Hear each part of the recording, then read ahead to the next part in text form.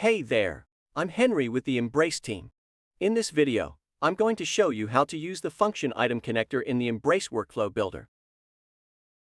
Please note that you may need a basic understanding of JavaScript in order to use it.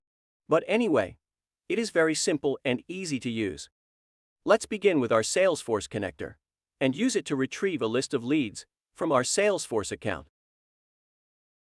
First of all, as you can see, you can use our Salesforce connector to retrieve information from different resources, including contact, event, lead, etc.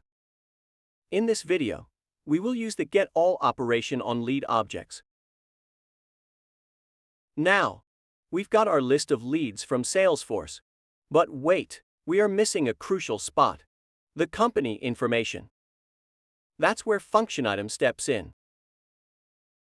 We'll be using the function item connector to add the company information to our data. When you open the function item connector, it will show you a console for coding.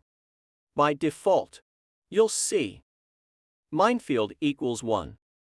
This line is your first step to adding new data. It will append a new column in the Salesforce output. There is no company data from the output. To append company information to all the returned data, let's write item company equals iMBrace. iMBrace as an example for the company name into the function item console. Then, hit the execute button. And voila! We have inserted the company data to all data returned from the Salesforce connector.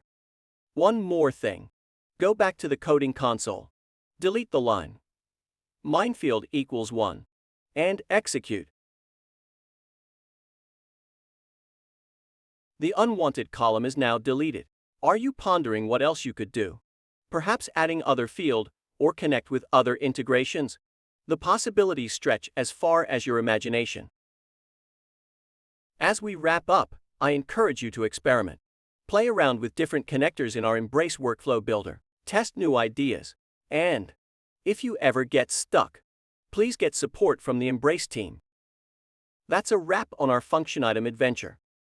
Thanks for joining me in this video. See you in the next video.